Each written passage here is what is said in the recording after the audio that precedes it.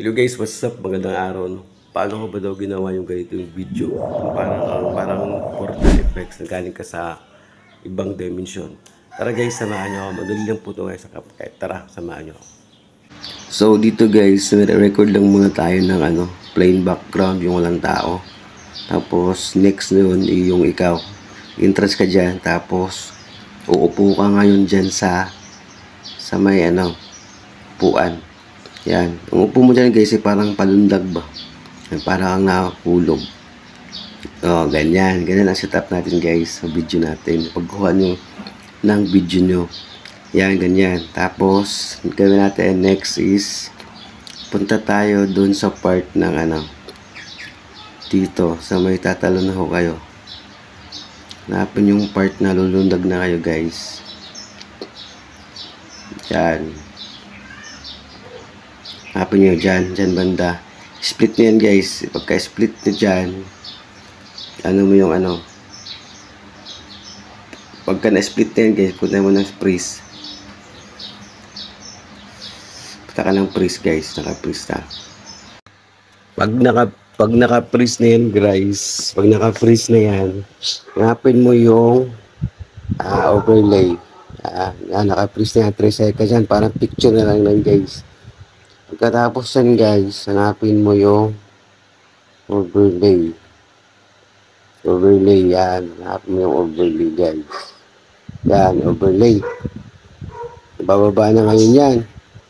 Tapos, pagkababa na guys, habang naka-highlights yan, back nyo lang. Tapos, i-atras nyo lang siya guys. Tansayin nyo lang na parang di masyadong matagal yung pag-entrance nyo. Yan, kasi maglalagay tayo ng portal dyan mamaya eh. Mag-download tayo na mag-screen record tayo ng portal. Kayo nang bahala guys kung gaano kayo katagal lumabas dyan sa bubong.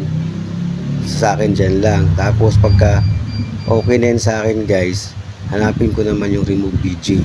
Tapos auto removal. Tapos pag nag-green check na yan, okay na yan guys. Click mo yung check sa baba. Ngayon, gagawin natin to guys. I-adjust naman natin to siya. Ngayon, itadrag naman natin sa sound pataas. Pataas natin sa itadrag guys. Diba? Wala na siyang background. Yung mga konti-konti na guys. Pagka-auto yan guys. Minsan kasi meron talaga sablay. Hindi sa perfecto. Depende sa background. Pero pag yan, guys, magagawa mo ng paraan yan. Pwede mo naman yan i-erase. Lang naman kasi ito. Tutorial. Yan. Ilagay niyo siya sa bubong. Doon mismo sa bubong guys. Ilagay niyo.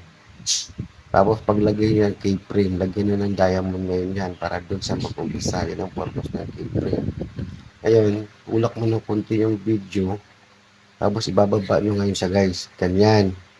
Tapos itansya mo sa dun sa may upuan talaga kung saan sa bababa. Yan, check natin. Ayan o, diba? Pangit. Diba? Ngayon, tansyahin nyo ngayon dito guys. Kaliitin nyo ngayon siya guys na parang siya. Paigsiin nyo. Hanggang dyan lang siya di ba? Tingnan natin. Boom! Nawala. Nawala naman siya. Dapat di siya mawala din guys.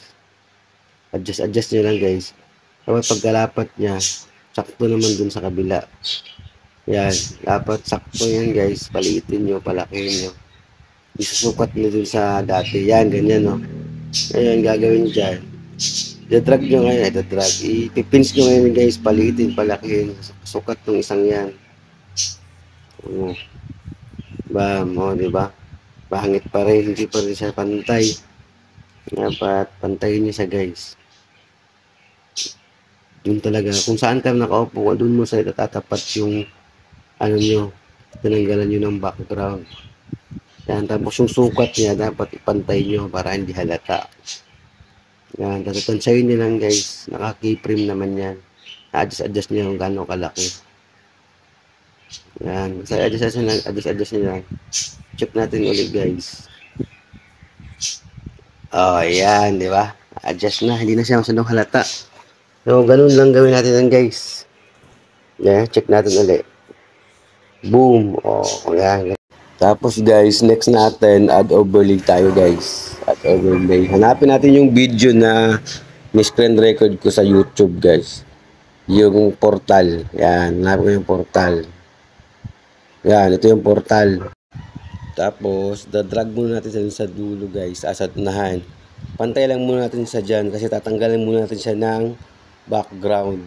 O resize muna natin siya kasi galing to sa YouTube, screen record lang natin to. Click mo yan, tapos hanapin mo yung transform, tapos resize. Yan, pag na-resize na yan guys, yung dulo niyan guys, yan, idadrag mo lang dun sa green. Yan, ganun ang pag-resize guys, itatapat mo lang yun sa green. I-adjust mo lang siya, drag, tapos check mo na pag okay. Yan, ganito na itsura niyan guys. Yan. Putulan natin to kasi masyado itong mahaba. Doon lang ito ilalagay sa ano. Click mo yan guys, tapos split, tapos delete na yung sobra. Yan, ganito na itsura niyan. Tapos click mo uli yan, tapos remove BG, chroma key. Yan, adjust mo lang yan guys, yung intensity para mawala yung green. Tansahin nyo lang siya guys kung di na mabura. Baka mabura naman. Ayan, doon mo ilagay ngayon sa pinaka doon sa bubong. Kasi dyan tayo manggagaling eh. Dyan na nalagay. O, diba? Mahulog ikaw agad. Diba? Dyan, agad doon rito. Adjust natin sa may dulo. Huwag naman sa pinakaunahan talaga. Yung timing lang ba? Dyan. Diyan sila lagay, manghulog ka ngayon dyan. Yan, ganun. Natin.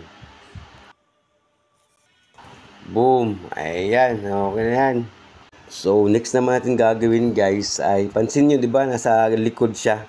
Dapat nasa harap siya guys, ang paglabas yung tao nasa harap. Kaya, click mo yan guys, punta ka ng layer. Yung sa baba ang i-click nyo yung naka-overlay. Tapos, hanapin mo yung layer. Yan, layer. Tapos, ngayon i-drag mo ngayon yan guys yung tao papunta dun sa unahan. Tapos yung green dito sa likod. Yan, check natin uli anong resulta. Oh, 'di ba? Nasa harap pa na siya nang galing. Oh, ganun lang guys, ganun lang natin simple natin dito. Talagang ano lang talaga, mabusisi. Akala madali lang.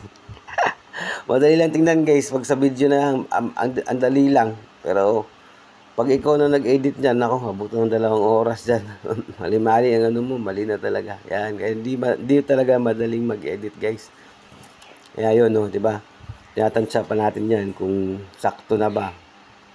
Ayan. Pag akto na yan, guys, click mo na yung arrow, exporting na yan, guys. Yan, may pang-release na tayo. So, ganun na guys, sana may nasundan kayo, guys, at nagustuhan nyo yung video natin ngayon, tutorial. Kung meron, follow and share guys. Pagka okay na yan, done na. Tapos guys, ito na po yung resulta sa gawa natin.